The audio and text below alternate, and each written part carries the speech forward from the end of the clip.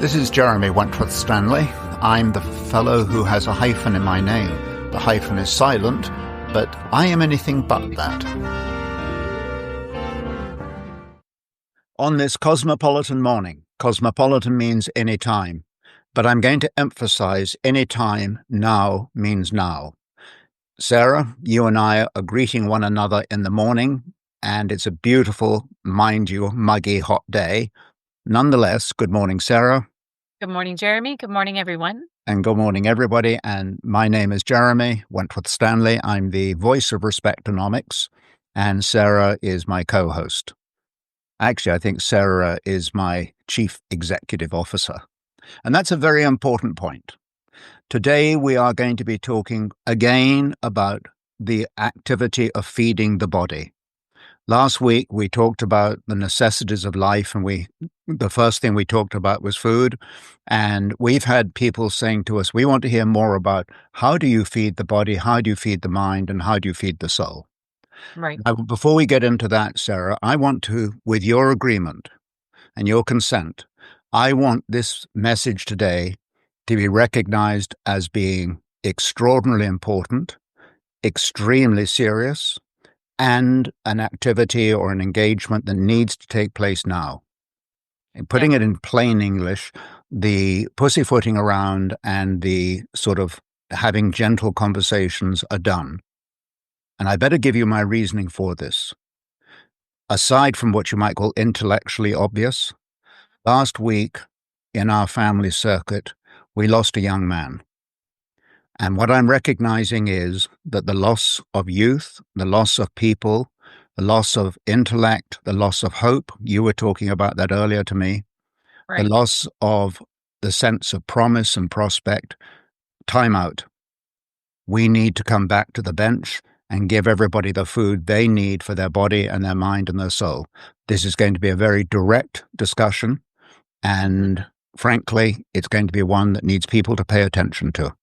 Yeah. And I think when we always understand or we think about what is the why for what we are doing in a myriad of things in our life, as you said, the understanding behind it, or what I like to call is understand what is your why.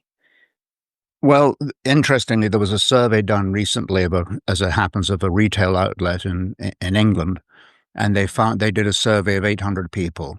They ran the survey twice because they couldn't believe the results of the first one. And The they second wanted to one be was accurate.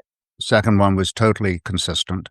And basically what it came out was that people are feeling hopeless. People are feeling, I think the number is people are spending something like 6.8 hours a day on social media. And on top of that, the loneliness and the sense of isolation has never been more acute. Right. The job of Respectonomics is to fix that. The job of Respectonomics is to bring back the dignity of the human being, because what we've just talked about is the way that dignity has been lost. And if anybody in the corporate world is listening to this, let me be very clear. The reason this matters is because when an employee is functioning, an employee, customer, shareholder, when they are functioning in the fullness of their being, their body and their mind and their soul, that is when you in fact find new ideas, innovation, loyalty, productivity, in fact, all of the things that constitute what would you call a wonderful employee. Our job is to bring those strengths to the people. So I'm going to start off, if I may, Sarah, with the individual. Yes. Because as much as I can ask anybody to do anything, nothing makes more sense than I'm doing it myself. In other words, it's the concept of charity starts at home. So we're going to start talking about the body and the mind and the soul. I need to feed my body, I need to feed my mind, and I need to feed my soul. And I want to talk about this. First of all, in terms of feeding my body, you know far more about this subject than I do, but we all know that a balanced diet is important. We know that, gorging out on ice cream at midnight is generally not a good idea. It's fun. Yes.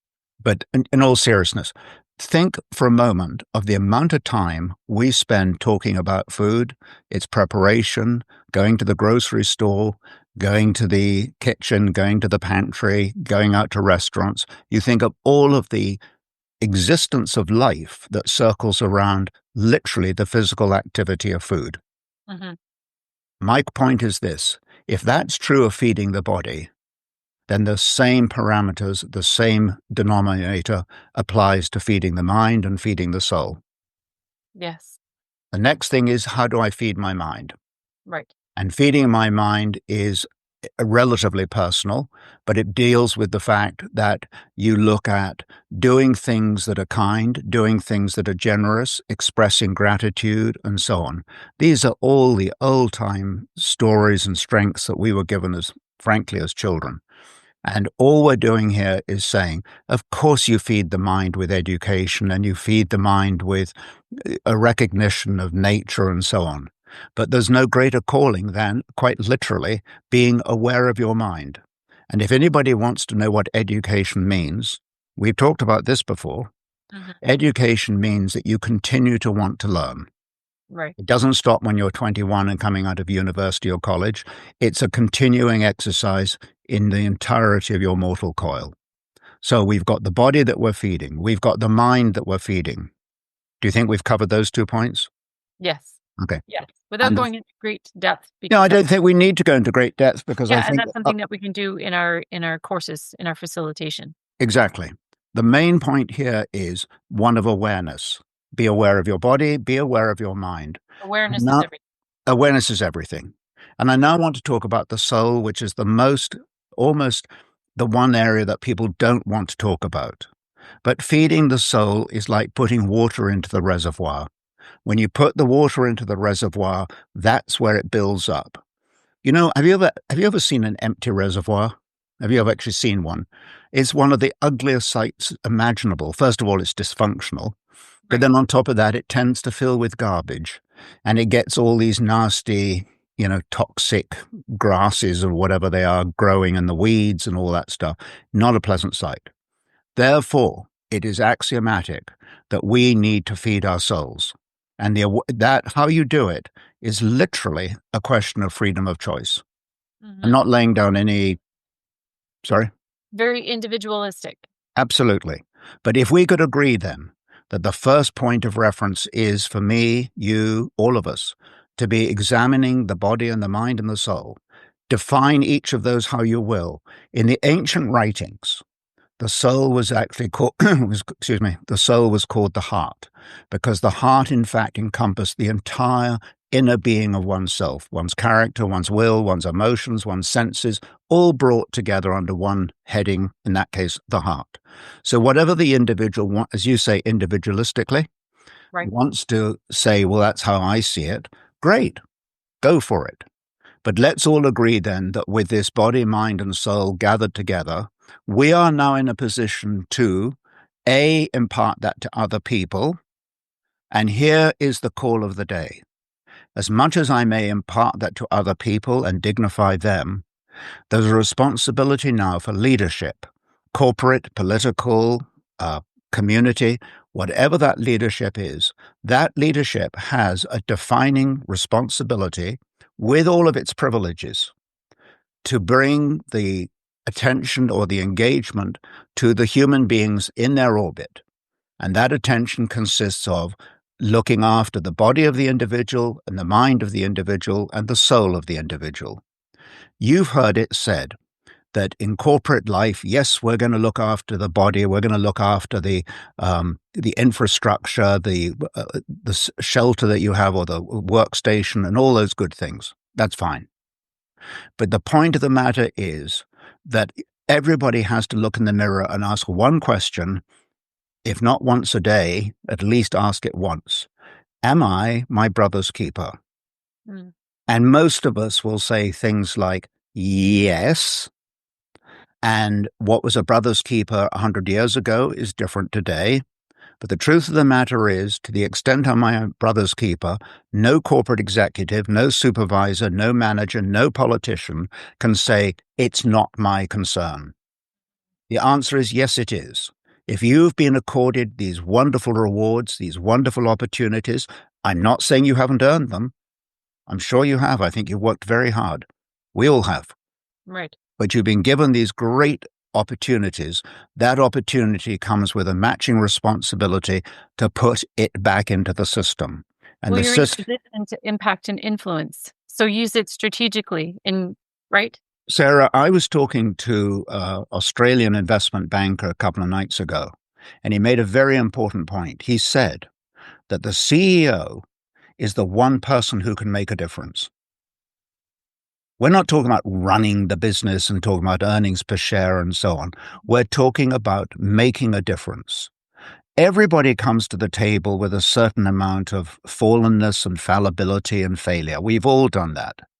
And the answer is then, whatever our roles are, to recognize that in other people and to dignify them by giving them our support and our help.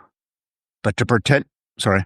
I was just gonna say, but and here's the thing though, when you when you impart that in and you're focused on that, like I say, when you're in that position, you have that platform that Yeah. other people may not, right? Hmm. Let's be honest, when you're in that position and you have that platform, you have the opportunity to impact and influence. And by doing that, looking at the root, you're then also going to then positively impact the other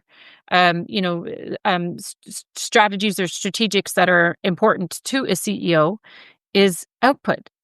It's funny, interesting you say that because in actual fact, dignity, which is really what we're talking about.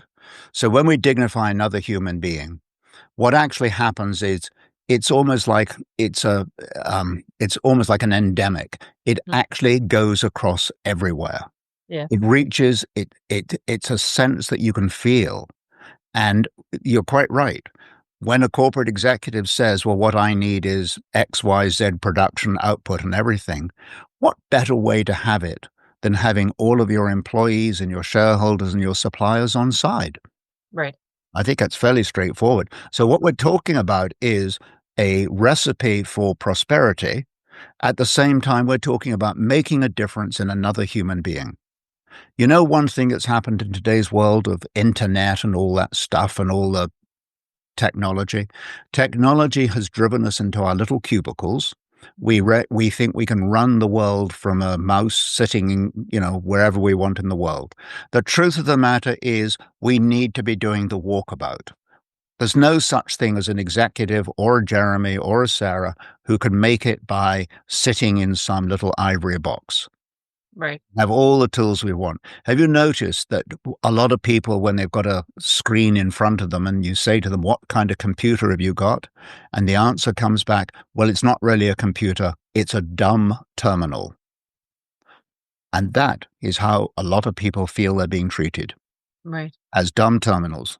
So if we're going to get life back into the organization, we're asking, not even asking, we're pleading to have this concept of dignity, the feeding of the body and of the mind and of the soul, understanding the individuality that goes with it, because that expression will become one that will identify a corporation, quite frankly, as being something quite extraordinary. Accountability. Hmm. It's there and it can be done. And it doesn't cost anything. It's strictly an attitude. You don't need to bring in marketing people. You don't need to bring in training resources. It is an attitude. So I want to say one thing though, and that is we need to get this message out. And if you're a person who is somewhere in the hierarchy of the organization, it matters not whether you're influential or not. What matters is you put your hand up and say, I want to be dignified. And if you want to be dignified, you tell those people that can pull the whistles and the levers, and you say to them, we need to hear from Respectonomics. We need to hear from them one-on-one. We need to have workshops. We need to have discussions. We need to have after-dinner speaker. Whatever the combination is, this message needs to be out there. It's now. It's urgent. The world is full of flames and anger. We need to bring this kind of tranquility and prospect and hope to people. And I know we've been succinct and intentional in our message this morning. Hmm. How do companies, corporations, individuals reach out to Respectonomics in order to get in touch for next steps? They email Jeremy at respectonomics.com. jeremy@respectonomics.com. It's Perfect. important. Sarah, Jeremy. I don't only rest my case, I put the case forward and ask for people to listen very clearly and very, very intentionally. Now I rest my case. Thank you, Jeremy. Thank you, Sarah.